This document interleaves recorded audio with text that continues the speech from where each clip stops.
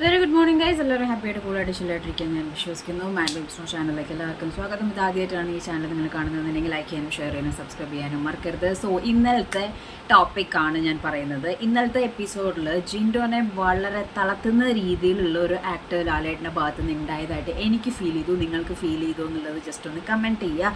Why because ഇപ്പോൾ ആ ഒരു ടാസ്ക് നടത്തിയപ്പോഴും ഒക്കെ ജിൻഡു, എനിക്ക് തോന്നുന്നു ജിൻഡു ഭയങ്കര ബ്ലാങ്ക് ആയിട്ടായിരിക്കുന്നത്, ഭയങ്കര കൺഫ്യൂസ്ഡ് ആയിട്ടിരിക്കുന്നത്, കുറച്ച് വീക്കായ രീതിയിലാണ് എനിക്ക് തോന്നുന്നത്.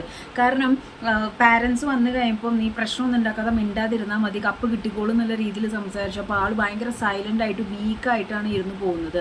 ആൻഡ് ലാലേട്ടൻ്റെ ഭാഗത്തു നിന്നാണെങ്കിലും ആ ഒരു ടാസ്ക് ഒക്കെ അറ്റൻഡ് ചെയ്യുന്ന സമയത്ത് പേടിപ്പിക്കുന്ന രീതിയിലോ അല്ലെങ്കിൽ ഡൗട്ട്ഫുൾ ആക്കുന്ന രീതിയിലോ, ഒന്നാമത് ആ ക്രിഞ്ച് ക്വസ്റ്റ്യൻസ് ഒക്കെ ചോദിക്കുമ്പോൾ ആ ഒരു സിറ്റുവേഷൻ, ആ ഒരു ആംബിയൻസ് നമുക്ക് സംസാരിക്കാൻ പറയാൻ പറ്റില്ല, ചിന്തിക്കാൻ പോലും പറ്റില്ല. ചോദ്യങ്ങൾ ജീവിതകാലം മുഴുവനും സുന്ദരനായിട്ടിരിക്കാൻ എന്ത് ചെയ്യണം, സുന്ദരൻ എന്നുള്ള പേരിടണം, ക്രിഞ്ച് ക്വസ്റ്റ്യൻസ് ആണ് അതൊക്കെ. ആ ഒരു ആംബിയൻസിൽ നിൽക്കുമ്പോൾ നമുക്ക് ഇങ്ങനത്തെ തോട്ടും കാര്യങ്ങളൊന്നും വരില്ല. ആൻഡ് നിങ്ങൾ ശ്രദ്ധിച്ചൊരു കാര്യമുണ്ടോ, ആ ബോൾ ഇങ്ങനെ തട്ടി പോണത് ഒറ്റയ്ക്ക് ജിൻഡോനെ കൊണ്ട് ചെയ്യിപ്പിച്ചപ്പോൾ ജിൻഡോ കറക്റ്റായിട്ട് ചെയ്തു. പക്ഷേ ബാക്കിയുള്ള സിറ്റുവേഷനിൽ കൺഫ്യൂസ്ഡ് ആയിട്ട് ടെൻസ്ഡ് ആയിട്ട് ചെയ്യാൻ പറ്റാത്ത ഒരു അവസ്ഥയിൽ നിൽക്കുന്ന പോലെ എനിക്ക് ഫീൽ ചെയ്തു.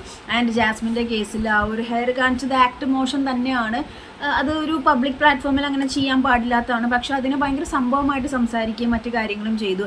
എന്നാൽ ചെയ്യാൻ പാടില്ലാത്തതാണ്, ഐ അക്സെപ്റ്റ്. അത് അങ്ങനത്തെ ഒരു ആക്ട് ചെയ്യാൻ പാടില്ലാത്തതാണ്. പക്ഷേ അതിൻ്റെ ജിൻഡോന് മാനസികാവസ്ഥ പറഞ്ഞിട്ടുണ്ടെങ്കിൽ ഇങ്ങനെ ചെയ്യാൻ പാടുണ്ടോ എന്നിട്ട് ലാലേട്ടൻ ചോദിക്കുന്നുണ്ട്. ജിൻഡോ ഈ പറഞ്ഞതിന് ജാസ്മിൻ തിരിച്ചു കാണിച്ചിരുന്നെങ്കിൽ ജാസ്മിന് ഭയങ്കര ഇത് ജിൻഡോനെ താത്തി പറയുന്ന രീതിയിൽ എനിക്ക് തോന്നി. ഇതിന് മുമ്പത്തെ പ്രാവശ്യവും എനിക്ക് തോന്നിയിട്ടുണ്ട്.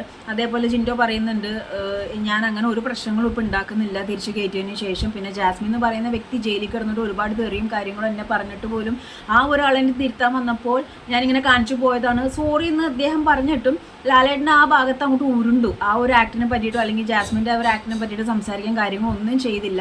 അപ്പോൾ ഡേയ്സ് അടുത്തുകൊണ്ട് ഇരിക്കുകയാണ്. ആൾ ഭയങ്കര കൺഫ്യൂസ്ഡ് ആയിട്ട് പിന്നെ സംസാരത്തിലൊക്കെ ഡോക്ടറിൻ്റെ കാര്യം ചോദിക്കുമ്പോൾ, മരുന്നിൻ്റെ കാര്യമൊക്കെ ചോദിക്കുമ്പോൾ എവിടെ എന്തൊക്കെ ഒരു കോർത്തും കുത്തും ഒക്കെ ഒരു മയിലാത്ത രീതിയിൽ ലാലേട്ടൻ സംസാരിക്കുന്ന പോലെ എനിക്ക് തോന്നി. നിങ്ങൾക്ക് തോന്നിയെങ്കിൽ നിങ്ങൾ കമൻറ്റ് ചെയ്യുക. ഇന്നലത്തെ ഭയങ്കര അടിച്ചാണ് പുള്ളിയോട് സംസാരിച്ചുകൊണ്ടിരുന്നത്. ഫേസിൽ തന്നെ ആകെപ്പാടൊരു കൺഫ്യൂഷനോ എന്തൊക്കെയായിട്ട് ഈ ലാസ്റ്റ് ഒരു മിനിറ്റ് ആയപ്പോഴേക്കും എന്ത് ചെയ്യണം എന്ത് ചെയ്യാൻ പാടില്ല എന്നുള്ള മൊത്തം ഒരു രീതിയിൽ നിൽക്കുന്ന പോലെയും ആ ഒരു ആക്ടിനെ ലിറ്ററലി അത് ചെയ്യാൻ പാടില്ല, ഇൻസൾട്ടിങ് തന്നെയാണ്. അത് അബദ്ധവശാൽ ഈ പുള്ളിയുടെ കയ്യിൽ നിന്ന് വന്നു പോയതാണ്. അത് കുറച്ചും കൂടി ജാസ്മിന് സപ്പോർട്ടായിപ്പോയി. അപ്പോൾ പുള്ളി പറയുകയും ചെയ്തു ഇങ്ങനത്തെ ഒരു സിറ്റുവേഷനിൽ അതിപ്പോൾ ആരാണെങ്കിലും ചെയ്തു പോകുന്നൊരു കാര്യമാണ്. കാരണം ഇത്രയും തെറിയും കാര്യങ്ങളും പറഞ്ഞിട്ട് ഇവള് പിന്നെയും എൻ്റെ അടുത്ത് ഇതിലിങ്ങനെ സംസാരിക്കുമ്പോൾ ചെയ്തു പോയതാണെന്ന് പറഞ്ഞപ്പോഴും ലാലേട്ടൻ ജാസ്മിൻ്റെ ആ ഒരു ആക്ടിനെ പറ്റിയിട്ടും സംസാരിക്കായിരുന്നു. പക്ഷേ ന്യൂട്രലായിട്ട് പോകുമായിരുന്നു. എനിക്കൊരു ബാലൻസ്ഡ് ആയിട്ടുള്ള ഒരു സ്റ്റേറ്റ്മെൻ്റ് ആയിട്ട് ഇന്നലെ ലാലേട്ടൻ ഭാഗത്തൊന്നും തോന്നിയില്ല. നിങ്ങളുടെ അഭിപ്രായം കമൻറ്റ് ചെയ്യുക. പോകെ ജിൻഡോ വീക്കായി ലോസ്റ്റ് ആവുമോ എന്നുള്ളൊരു തോട്ട്. കാരണം നല്ലൊരു പ്ലെയറാണ്, ഇവിടം വരെ എത്തിച്ചിട്ട് അവസാനം കുടം കമത്തി വെള്ളം ഒഴിക്കേണ്ട അവസ്ഥയാവുമോ?